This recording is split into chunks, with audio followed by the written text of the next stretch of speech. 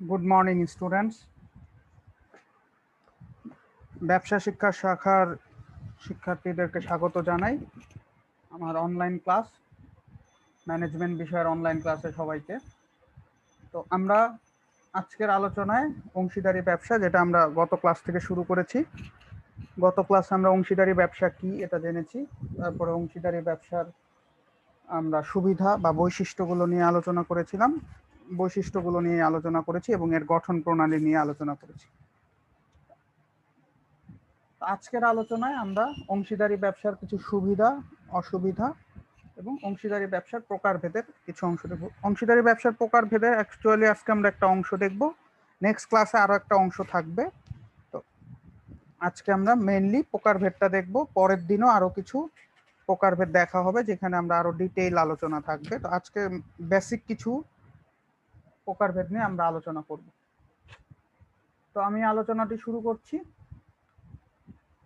অংশীদারি ব্যবসা আমরা দেখেছি, অংশীদারি ব্যবসার এগুলো কিছু ছবি আপনাদের জন্য রেখেছিলাম। তো যাই হোক, এখন অংশীদারি ব্যবসার সুবিধা। প্রথমত গঠন, সহজ গঠন।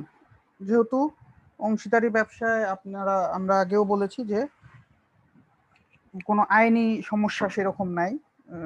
তো এই ধরনের কারণেই অংশীদারি ব্যবসা কিন্তু গঠন করা খুব সহজ। আপনি কালকে আমরা গঠন প্রণালীতে দেখেছি যে কয়েকজন লোক সদস্য যদি আপনি জোগাড় করে নিতে পারেন, তারপর তারা যদি একটা চুক্তি হয়, তাহলে কিন্তু একটা অংশীদারি ব্যবসা শুরু হয়ে যায়।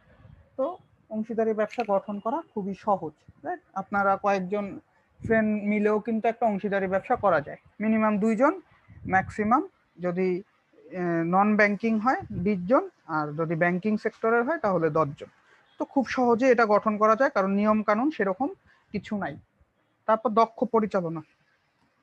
যেহেতু এখানে সংখ্যা বেশি, এক মালিকানা তুলনায় কিন্তু এখানে পরিচালনাটা দক্ষ হয়, কারণ কয়েকজন মিলে করি। তো কয়েকজনের বুদ্ধি থাকে, কয়েকজনের অভিজ্ঞতা থাকে। আবার আপনি চেষ্টা করবেন, ধরেন আপনি একটা সাপোজ আইটি ফার্ম খুলতে চান, ঠিক আছে, কয়েকজন বন্ধু মিলে। তো যেই ছেলে বা আপনার বন্ধু যে আইটি ভালো জানে বা আইটির কাজ শিখছে, সেই ধরনের কিন্তু লোক নিয়ে কিন্তু আপনি সাধারণত আমরা এটা তৈরি করি যাতে ব্যবসাটা ভালো চলে। তো পরিচালনাটা কিন্তু খুব ভালো হবে। দেন ঝুঁকি বন্টন। তো এক মালিকানা ব্যবসায় আমরা দেখছিলাম ঝুঁকি সবকিছুই মালিকের একজনের উপরে নির্ভর করে। আর এখানে যেহেতু মালিক 4-5 জন, তো ব্যবসা যদি লসও হয় তাহলে ক্ষতিটা কিন্তু কয়েকজনের মধ্যে ভাগ হয়ে যায়। দেন হচ্ছে বিশেষায়নের সুবিধা। তো বিশেষায়ন বলতে আমি যেটা বলছি দক্ষতা। তো প্রত্যেকটা এখানে আপনি বিশেষ একটা সেক্টর নিয়েই কাজ করবেন, সবগুলো সেক্টরে কিন্তু আপনি যাবেন না, তাই তো যে যেই সেক্টর নিয়ে কাজ অভিজ্ঞ, সেই সেক্টরটা নিয়েই কিন্তু সে এখানে কাজ করবে। তো এটা একটা বিশেষায়নের সুবিধা পাওয়া যাচ্ছে আপনার অংশীদারি ব্যবসার ক্ষেত্রে। যেই লোকটা যে বিষয়ে দক্ষ, সেই বিষয়টা নিয়ে কিন্তু সে আগায় বা সেই ধরনের বিজনেস চালু করে।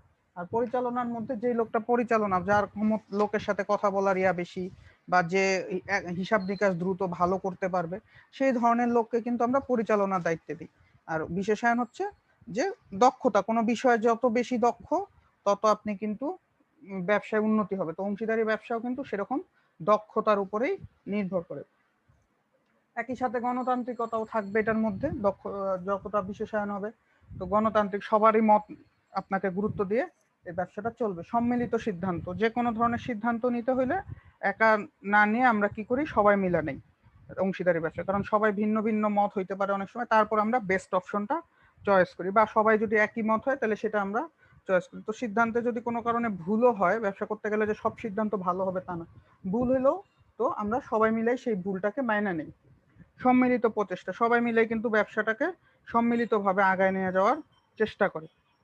সবার সাথে একটা, তারা সবাই নিজেদের মধ্যে যোগাযোগ করে, নিজেদের মধ্যে একটা সম্পর্ক তৈরি করে নেয়, তারপরে তারা এই ব্যবসাটাকে কিন্তু আগায় নেয়, যত চেষ্টা করে বড় করার। সম্মিলিত মূলধন, তো আপনার একার পক্ষে সব মূলধন দেওয়া সম্ভব হয় না। এক মালিকানা যেমন একারই দিতে হয়, তো অংশীদারিতে যেহেতু 5 জন বা 6 জন বা যে কয়জনই নেন, সবাই মিলে আমরা টাকা দিচ্ছি, তার জন্য এখানে কি হচ্ছে, মূলধনের পরিমাণটা একটু বেশি হয়ে যায়। তো মোটামুটি এগুলা সুবিধা, আমি কিছু সুবিধা রাখছি। তো আপনারা আরো বইয়ের মধ্যে আরো কিছু সুবিধা পাবেন, এখানে আমি খালি বেসিক কিছু সুবিধা রেখেছি। তারপরে চলে আসি অসুবিধা। অংশীদারি ব্যবসায় খালি যে সুবিধাই আছে তা না, কিছু অসুবিধাও অংশীদারি ব্যবসায় রয়ে গেছে। তাহলে প্রথম অসুবিধাটা কি, সীমাহীন দায়। তো দায়টা কিন্তু অসীম। রাইট? অংশীদারি ব্যবসার প্রধান অসুবিধাই এইটা। কারণ প্রত্যেক অংশীদারই সমস্ত দেনার দায় আলাদাভাবে দায়ী থাকে। যে কেউ তার অংশের দেনা পরিশোধে অক্ষম হলে অন্যান্য অংশীদারকে সেটা দিতে হবে। গতকালকে আমরা বলছি যে কোনো কারণে আপনি আপনারটা দিছেন কিন্তু ব্যবসায় আরো কারো কাছ থেকে দেনা রয়ে গেছে, তো সেটা কিন্তু আপনার লোক বুঝবে না যে আপনি আপনার একটা অংশটুকুন দিয়ে দিছেন, তো ওই দায়টাও আপনার উপরেই আসবে। তো স্থায়িত্ব অনিশ্চিত, যে কোনো ধরনের ঝামেলা হলো আপনি বন্ধ করে দিবেন। তাহলে ধরেন 4 জন মিলে শুরু করছিলেন, হঠাৎ করে একটা ঝামেলা হলো, বন্ধ হয়ে যাবে। বা হঠাৎ করে একজন চলে গেল, বা হঠাৎ করে সে তার সমস্যা বলল যে না আমি আর করতে চাই না, তোমাদের সাথে মনোমালিন্য হয় বা কিছু এই ধরনের কারণ দেখায় সে কিন্তু চলে যেতে পারে। সেই ক্ষেত্রে স্থায়িত্ব নিয়ে একটা সমস্যা রয়ে যায়। তারপরে হচ্ছে অহস্তান্তরযোগ্য অংশীদারি ব্যবসা। আপনি চাইলে কিন্তু আরেকজনের কাছে হস্তান্তর করতে পারেন না। আপনি নিজে ব্যবসা নিবেন, নিজেদের মধ্যেই থাকতে হবে। এটাকে আপনি চুক্তিটাকে আরেকজনকে দিয়ে দিতে পারবেন না, ঠিক আছে? মালিকানা হস্তান্তর হবে না। তাই সম্মিলিত হবে, বাট সবাইকে একমতে হইতে হবে। যদি কারো সকল অংশীদারের সম্মতি না থাকে, তার মালিকানা অন্য কারো কাছে হস্তান্তর করতে পারবেন না। আর সেই ক্ষেত্রে সেটা খুব কম ক্ষেত্রেই হয় যে সবাই একমত হয়ে ব্যবসাটাকে আরেকজনের কাছে হস্তান্তর করে। এটা খুবই কম। এবং একই সাথে আপনি হস্তান্তর করলে আপনার মালিকানা তো চলেই যাচ্ছে। সিদ্ধান্ত গ্রহণে বিলম্ব, যেহেতু লোক বেশি, তো যে কোনো ধরনের সিদ্ধান্ত নিতে গেলে হঠাৎ করে সিদ্ধান্ত লাগবে, আপনার সব অংশীদারদের সাথে কথা বলে তারপর সিদ্ধান্ত নিতে হবে। তো এই ধরনের একটা সিদ্ধান্তে ঝামেলা হবে, কারণ হঠাৎ করে আপনি একটা সিদ্ধান্ত নিলেন, আপনার আরেক অংশীদার এসে বলবে তুমি কেন এটা নিস, ঠিক আছে? তো এই বা তা আপনাকে বলবে যদি কোনো ঝামেলা হয় তোমারই দায়। তো এরকম কিছু ডিসঅ্যাডভান্টেজ থেকে যায়। আস্থার অভাব, অনেক ক্ষেত্রে আস্থার সংকট দেখা দিতে পারে। নিজেদের মধ্যে যদি আস্থার অভাব দেখা দেয়, বিশ্বাস আপনাদের মধ্যে শুরুতে বিশ্বাস ছিল, কোনো কারণে সেই বিশ্বাসটা নষ্ট হয়ে যাচ্ছে, তখন কিন্তু ব্যবসাটা চালানো খুব কঠিন হয়ে যাবে যদি বিশ্বাসটা না থাকে। অনেক সময় ব্যবস্থাপনায় ঝামেলা হয় যে ভালোভাবে মেনটেন পরিচালনা হচ্ছে না। একজন মনে করতেছে আমি এইভাবে চালাবো, আরেকজন বলতেছে না তোমার এটা ঠিক নেই। তো এই ধরনের প্রবলেমগুলোও দেখা দিবে অসুবিধার মধ্যে। তো এই হচ্ছে এক মালিকানা অংশীদারি ব্যবসার কিছু অসুবিধা। তো এখন আমরা আলোচনা করব প্রকারভেদ। প্রকারভেদের একটা অংশ নিয়ে আজকে আলোচনা হবে। কালকে আরো ডিটেইল এটা পরের লেকচারে আমরা আরো বেশ কিছু পয়েন্ট নিয়ে আলোচনা করব।